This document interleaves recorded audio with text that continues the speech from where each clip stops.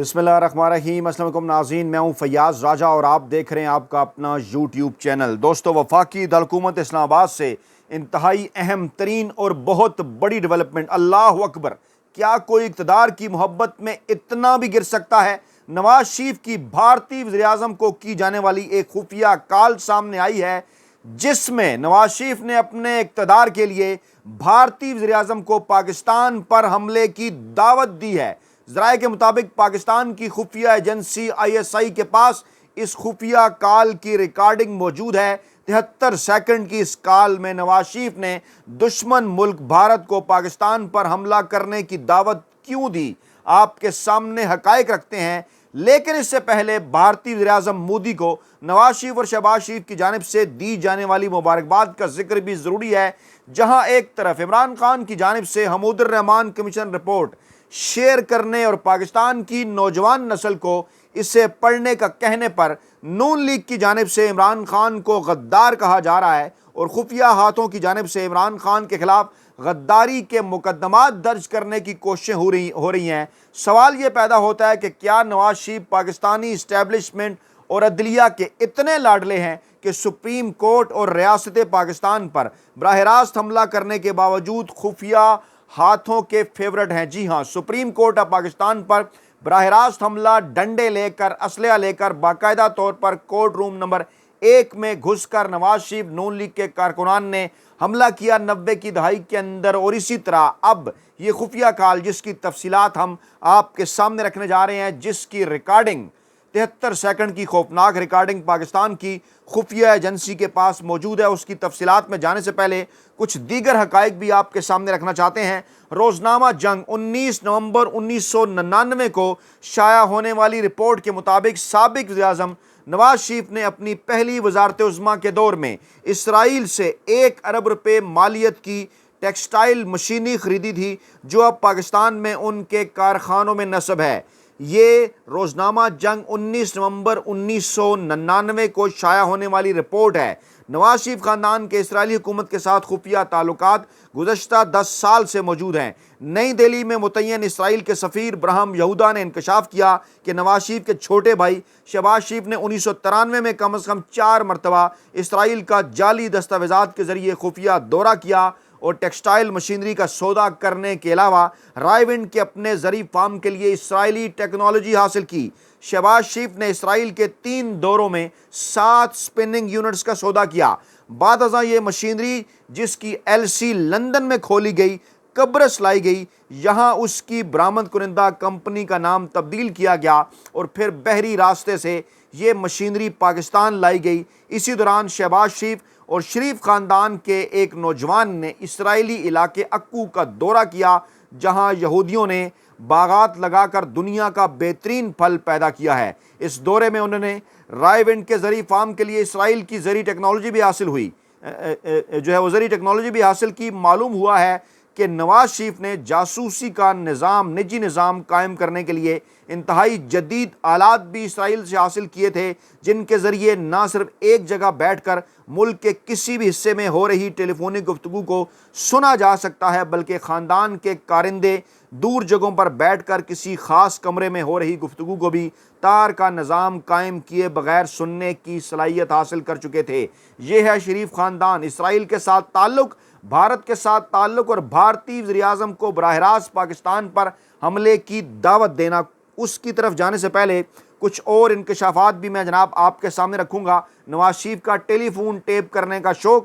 لیکن جہاں پر ان کی اپنی کال ہی ریکارڈ ہو گئی۔ جناب نواز شریف حکومت کی طرف سے اسلام آباد کے 1 درجن سے زائد صحافیوں کے ٹیلی فون ٹیپ کیے جاتے تھے، جن میں طارق وارسی، M ضیاء الدین، ملی ہالودی، حامد میر، ماریانہ بابر، ایاز امیر، کیتھی گنان، نوید معراج، ظفر عباسی، امتیاز گل، طارق بٹ، جمال اسماعیل اور دیگر شامل تھے۔ ان صحافیوں کی گفتگو کی تفصیلات اس وقت کے وزیر اطلاعات مشاہد حسین اور سینیٹر سیف الرحمان اور بعض اوقات وزیراعظم کو مہیا کی جاتی تھیں، جبکہ ان کے علاوہ ملک بھر میں 40 سے زائد صحافیوں کے ٹیلی فون ٹیپ کیے جاتے رہے۔ ان صحافیوں میں ایڈیٹر ان چیف نویہ Majid Nizami, editor the Nation Arif Nizami, Irshad Ahmad Arif, Abbas Athar, Irshad Haqqani, Asadullah Ghalib, Najam Sethi, Rehmat Ali Razi, Zia Shahid, major retired Tahir, Rai Asad Khan Kharal, Amir Mir, Rana Jawad, Shafiq Awan, Anjum Rasheed, Karachi سے محمود شام، ادریس بختیار، سروت جمال اسمعی، رفت سعید، کامران خان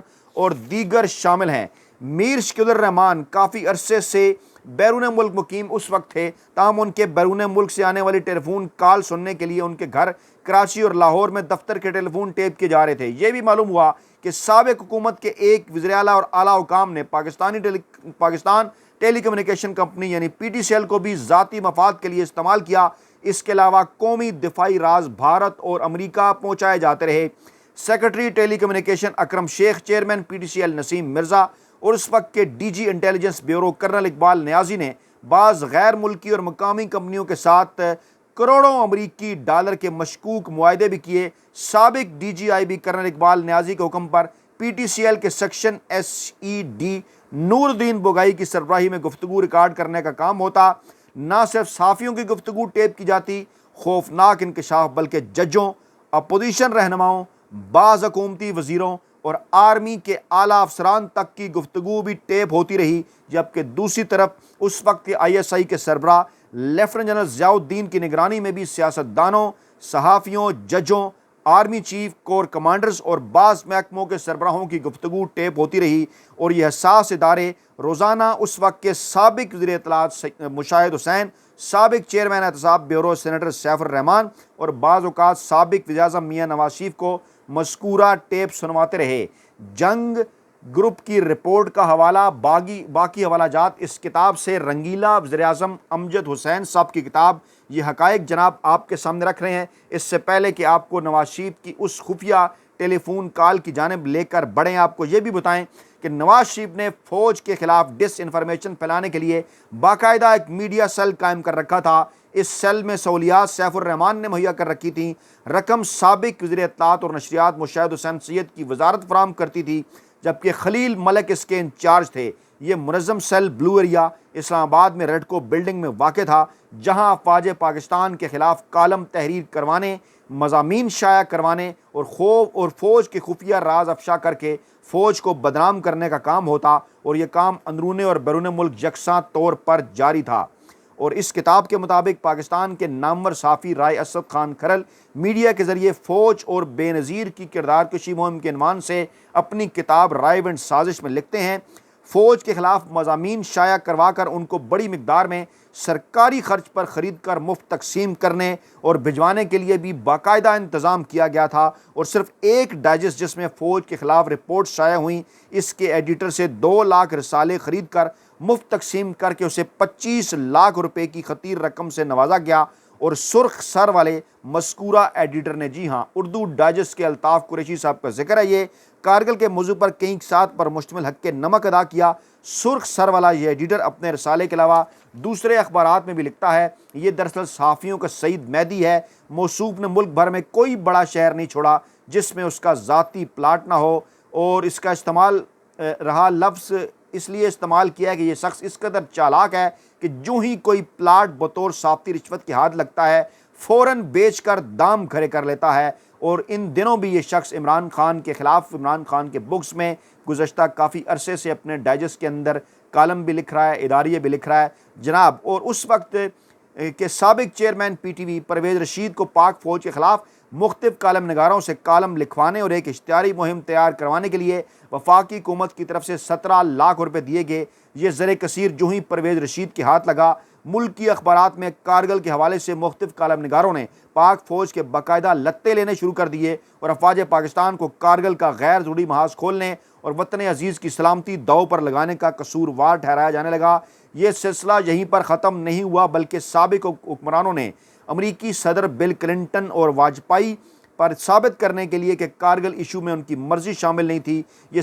اور سب کچھ فوج نے بتائے بغیر کیا، اپنے ہی ملک کے خلاف ایک غیر ملکی اخبار میں روگ آرمی کا اشتہار چھپا دیا تھا، اور اشتہار کی اشاعت کے بعد افواج پاکستان کی دنیا بھر میں تضحیک ہوئی۔ جی ہاں، روگ آرمی کے نام سے یہ اشتہار پوری دنیا کے، امریکہ کے، برطانیہ کے اخبارات میں نواز شریف کی جانب سے جناب یہ چھپوایا گیا، لیکن یہ صاحب اس قدر لاڈلے ہیں کہ کوئی ان کے اوپر ہاتھ ڈالنے کا سوچ بھی نہیں سکتا۔ یہ کتاب جناب رنگیلا وزیر اعظم امجد حسین صاحب کی، اور اب انتہائی خوفناک انکشاف پاکستان پر حملہ کر دیں۔ نواز شریف کی جو ہے وہ اس وقت کی بی جے پی کے سربراہ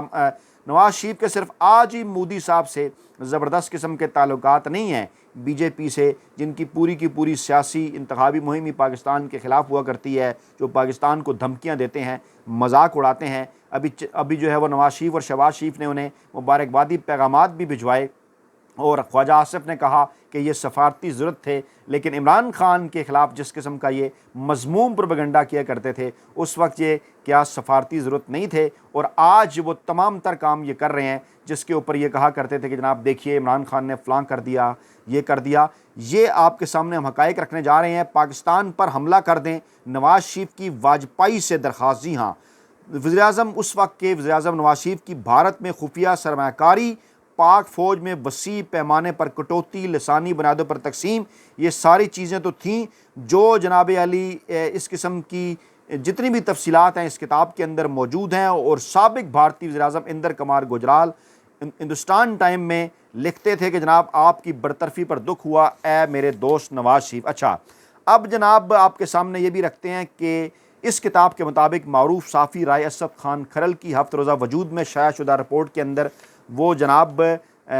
جو ہے وہ اس طرح سے رقم تراز ہیں کہ نواز شریف حفظ زر اور حب اقتدار میں اس قدر اندھے ہو چکے تھے کہ انہوں نے ملکی سلامتی کو داؤ پر لگانے سے بھی گریز نہیں کیا۔ 12 اکتوبر 1999 کے اس خوفناک منصوبے کے حوالے سے ہونے والے نئے انکشافات کے مطابق پاک فوج کے ٹیک اوور کرنے سے قبل معزول وزیراعظم نواز شریف نے بھارتی وزیراعظم بی جے پی کے سربراہ اٹل بہاری واجپئی سے ہاٹ لائن پر گفتگو کی تھی، جس میں نواز شریف نے واجپئی کو پاکستان پر فوری حملہ کرنے کی دعوت دی تھی، اور واجپئی نے اپنی فوج کے سربراہ کو پاکستان پر حملہ کرنے کے لیے ہدایت بھی کر دی تھی۔ اس کتاب کے مطابق بابسوخ ذرائع کا کہنا ہے کہ نواز شریف نے اپنی طرف سے نامزد کردہ army chief lieutenant general Zia الدین کو پاک فوج کی طرف سے اپنا باس نہ ماننے اور اپنے تمام کارڈز پٹ جانے کے بعد آخری کارڈ کے طور پر واجپئی کو ہاٹ لائن پر کال کی، جس کا دورانیہ تقریباً 73 سیکنڈ تھا، اور جناب نواز شریف اور واجپئی کے درمیان جو گفتگو ہوئی وہ کچھ یوں تھی۔ نواز شریف، واجپئی صاحب، نواز شریف بول رہا ہوں، واجپئی آپ بڑے گھبرائے ہوئے لگ رہے ہیں۔ نواز شریف: ہاں، میں نے کرگل کا محاذ کھولنے پر آرمی چیف کو برطرف کر دیا ہے، لیکن فوج اس حکم پر امپلیمنٹیشن روک رہی ہے، آپ فوراً پاکستان پر حملہ کر دیں۔ واجپئی: اس کے لیے کم سے کم 1.5 گھنٹہ درکار ہے۔ ابھی یہ جملہ کہا جا رہا تھا کہ اس دوران پاک فوج کے کمانڈوز نواز شریف کے بیڈ روم کے باہر پہنچ چکے تھے، جس پر نواز شریف نے فوراً لائن کاٹ دی اور ایک دم گھبراہٹ کے عالم میں مذکورہ فوجی کمانڈوز کو کہا کہ کیا آپ مجھے گرفتار کرنے آئے ہیں۔ یہ بات کتنی حیران کن ہے کہ آئی ایس آئی کے سابق سربراہ لیفٹیننٹ جنرل ضیاء الدین نے ایک طرف تو معزول وزیراعظم نواز شریف کو مکمل طور پر اعتماد میں لیا ہوا تھا، اور ان کے کہنے پر کور کمانڈروں، اعلیٰ فوجی افسروں، حتیٰ کہ آرمی چیف، ججوں، وزیروں، مشیروں، اپوزیشن کے سرگرم رہنماؤں، اعلیٰ عہدے پر فائز بیوروکریٹ اور بعض صحافیوں کے ٹیلی فون ٹیپ کر رہے تھے، جبکہ وہ دوسری طرف ان کو نواز شریف پر بھی اعتماد نہیں تھا اس کتاب کے مطابق، جس کی وجہ سے وہ ان کے ٹیلی فون بھی ٹیپ کروا رہے تھے۔ اور 12 اکتوبر کو حکومت کی برطرفی کے وقت بھی نواز شریف کی واجپئی سے ہونے والی یہ گفتگو جو ہم نے آپ کے سامنے رکھی 73 سیکنڈ کی، جس پر نواز شریف نے حملہ کرنے کی دعوت دی، وہ بھی ٹیپ کی گئی۔ اور لیکن حیران کن بات یہ ہے کہ یہ کیسٹ انتہائی پراسرار طریقے سے اس کتاب کے مطابق غائب ہو گئی، جس پر اس گفتگو کو ٹیپ کرنے والے آئی ایس آئی کے سابق سربراہ لیفٹیننٹ جنرل ضیاء الدین کے ایک چہیتے آفیسر بہت پریشان ہیں، کیونکہ یہ ایک ایسی کیسٹ ہے جو نواز شریف کے لیے موت کا پروانہ بن سکتی ہے، اور اس کے منظر عام پر آنے کے بعد نواز شریف کے لیے بچاؤ کا کوئی راستہ نہیں رہے گا۔ ہمیں امید ہے کہ حساس ادارے مذکورہ کیسٹ کا سراغ لگانے میں جلد کامیاب ہو جائیں گے۔ اور یہ ہے جناب وہ اشتہار روگ آرمی کا اس کتاب کے مطابق، رنگیلا وزیراعظم امجد حسین صاحب۔ اور جناب یہ کتاب جو ہے یہ چھپی تھی جناب علی 2001 کے اندر، اس کے بعد 2008 میں نواز شریف صاحب کی حکومت آئی جو ہے پنجاب کے اندر، اور 2013 میں جناب ان کی حکومت مرکز کے اندر بھی آئی، پنجاب کے اندر بھی آئی۔ اس کے بعد پی ڈی ایم کی حکومت، عمران خان کی حکومت گرائے جانے کے بعد پہلی، اور اب پی ڈی ایم کی دوسری حکومت۔ اس کتاب کے اندر حقائق بیان کیے گئے ہیں، خود سے ہم کچھ نہیں کہہ رہے۔ کیا اس کتاب کو کسی جگہ چیلنج کیا گیا؟ کیا اس کتاب کو کسی جگہ لے جایا گیا نواز شریف کی جانب سے؟ نہیں، اگر چیلنج کیا گیا تو پھر یہ کتاب سچ کہہ رہی ہے، اور باقاعدہ طور پر اس کتاب کے اندر دعویٰ کیا گیا ہے۔ بلائیں عدالتوں کے اندر جناب اور تمام تر چیزیں رکھیں، پاکستانی عوام کے سامنے اور وہ تمام بڑے اینکر ویلے کار نگار ملازم صحافی خفیہ ہاتھ ہینڈلرز اور سہولت کار جو عمران خان پر غداری کے الزامات لگاتے ہیں حمود الرحمان کمیشن رپورٹ شیئر کرنے پر ذرا اس کتاب کا مطالعہ کریں اور یہ حقائق بھی پاکستانی قوم کے سامنے رکھیں کہ کیا وجہ ہے کہ کیوں کر نواز شریف اتنے زیادہ لاڈلے ہیں پاکستانی اسٹیبلشمنٹ اور عدلیہ کے کہ یہ سب کچھ کیے جانے کے باوجود بھی وہ تو بارہا بار بار ڈیل کر کے اقتدار میں آ جاتے ہیں اور کوئی ان کو پوچھنے والا نہیں ہے۔ اپنا بہت خیال رکھیے گا، دعاؤں میں یاد رکھیے گا، لیکن آپ کے کمنٹس ضروری ہیں۔ کمنٹ باکس کے اندر آپ نے کمنٹ کر کے بتانا ہے کہ آخرکار کیا وجہ ہے کہ نواز شریف عدلیہ اور اسٹیبلشمنٹ کے یہ سب کچھ کرنے کے باوجود اتنے لاڈلے ہیں۔ اپنا بہت خیال رکھیے گا، دعاؤں میں یاد رکھیے گا۔ نئی ویڈیو کے ساتھ جلد حاضر ہوں گے۔ اللہ نگہبان۔